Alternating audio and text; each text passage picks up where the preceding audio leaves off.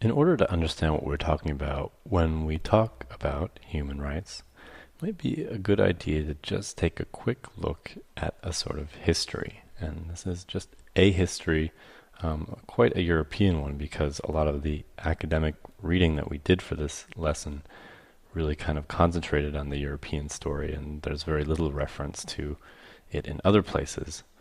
But in the beginning, when we were to look at human rights on a timeline, we start with this period around the creation of a document called the Magna Carta. The Magna Carta is often cited or hailed as being this one moment in history where things start off in the direction of human rights. And to understand why that is sort of true and sort of not, you'll have to understand the idea, or sort of the modus at the time, the sort of way of thinking at the time, which was that freedom came through status. And what did status mean? Well, status had to do with whether you had land or not, and whether you were royalty or not. So when we're talking about the human rights that are being sort of built up in the Magna Carta, we're talking about the freedoms of a very small group of people. This 0.001% of people suddenly have this right to own land, and that sort of makes them different from people before them. It's a move forward, but it's for a very small group of people. Well, things move forward in, particularly in European history, where we're sort of looking at the moment. We'll look at other places in other lessons and in other courses. But then you have a period of sort of overlap with this next period, and then you have a long kind of time when you then have this sort of separation forming between status and freedom. So a period of time when people are thinking, well, just because you have status doesn't necessarily mean that you get all the freedoms and that you have some special rights.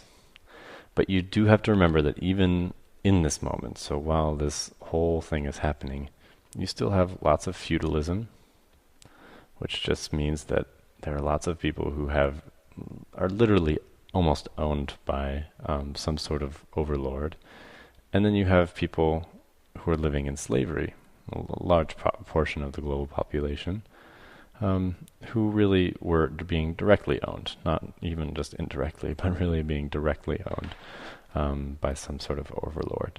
So this period of time, although there's a move towards freedoms and away from status, you're still having a lot of bad stuff going on. Well, towards the end of this period of time, there's a few names who are going to be sort of important to know. Starting around the beginning of the 1600s, you have this very important British guy named John Locke. And John Locke comes up with and sort of pulls together a lot of different ideas that are in the air at the time that he's alive and working. And he kind of writes down this concept of natural rights. These natural rights are life, liberty, and property. So this sort of is a thought that's in the air right now. Lots of people are thinking about this.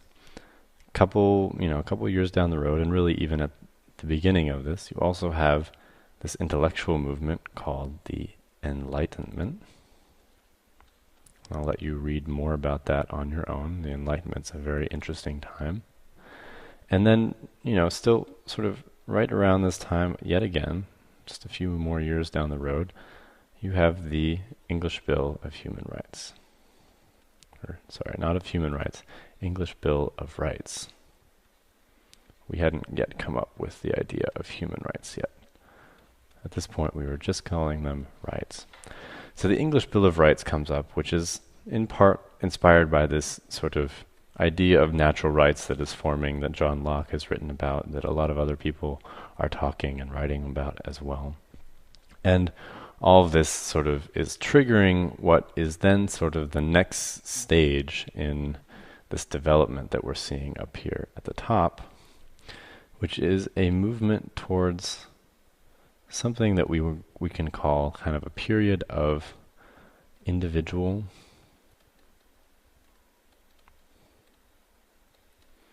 rights and freedoms. And I'm not going to write freedoms because you've seen it a few times, but individual rights and freedoms.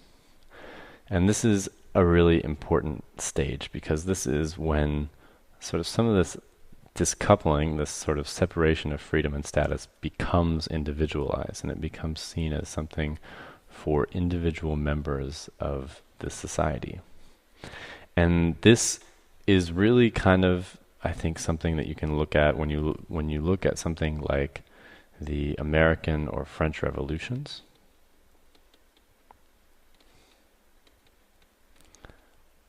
This is really people on the ground taking a look at ideas like this that are really in the air, these ideas of things like natural rights. These are everywhere at the moment that these revolutions happen. And you can see people in those societies taking those ideas and running with them, and then later establishing them into constitutions and other things. And in fact, just a few years down the road, in 1789, you see the first usage of the actual term human rights being used in France, which is in a document that is a part of this process. So this is really actually very interesting. You have this idea that individuals have rights and freedoms that are not reliant upon their status. Everyone is entitled to these rights, most of them having to do with voting and ideas of sort of civic engagement, the right to sort of take part in society in a way. And this is just a very important moment. Well, moving on from there, we kind of move into sort of what is really now the modern era, starting in sort of the end of the 1800s. You begin having a movement towards social and collective rights.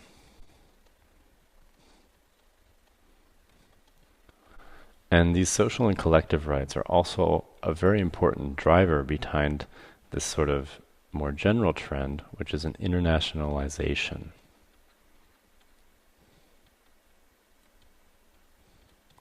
And the internationalization of rights basically just means that these rights are being spread to more places and more corners of the world.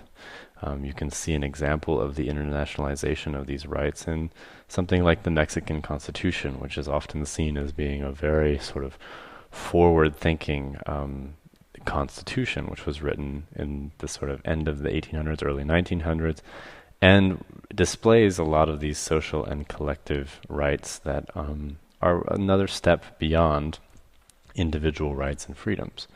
These social and collective rights are things like education, employment, welfare, and public health. So people are thinking a little bit more deeply about what does it mean to have a right. Well, you move then from that phase to a very important moment in global history, which is World War II. And this kind of changes everything, because we've got this concept of human rights. We have these ideas of social collective rights and of rights and freedoms. But then we have this terrible, terrible war in which a very high percentage of the global population is really just murdered. And from that, you have the formation of lots of global organizations, and one of the most important ones being the United Nations. United Nations is a big global organization. It's kind of based on the idea of sort of creating a more healthy global community where there's just a little bit more connectivity between each of the different countries and all of the different people of the world. And from the United Nations, we get things like the United Declaration of or the Universal Declaration of Human Rights. I always forget to say universal for some reason in this. The Universal Declaration of Human Rights. And we're going to talk about that in a later lesson, but this is a very important document that sort of underlies this course. And we'll talk a lot more about the United Nations as well. All right, so one last slide.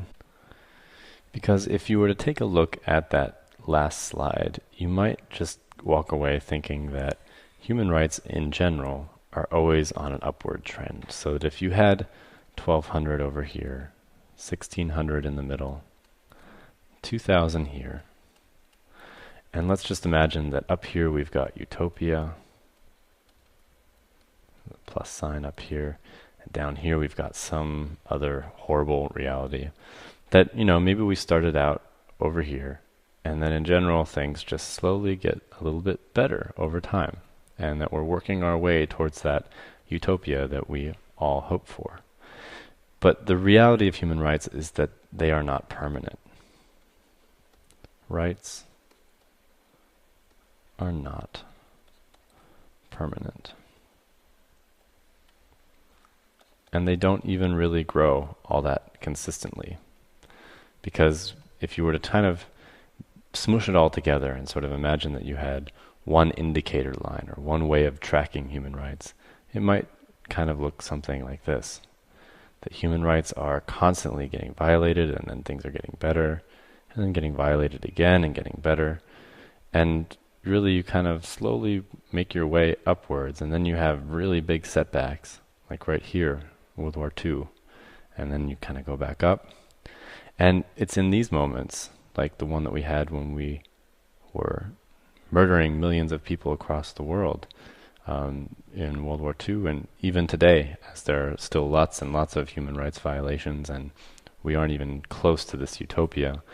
It's in these moments that we have to really remember that these rights are not permanent, and that we all take and play an active role in making them something that move upwards, and that this is an important decision that we all make as a society. All right, so that is your lesson about the history of human rights. There's a lot more coming up here at allversity.org.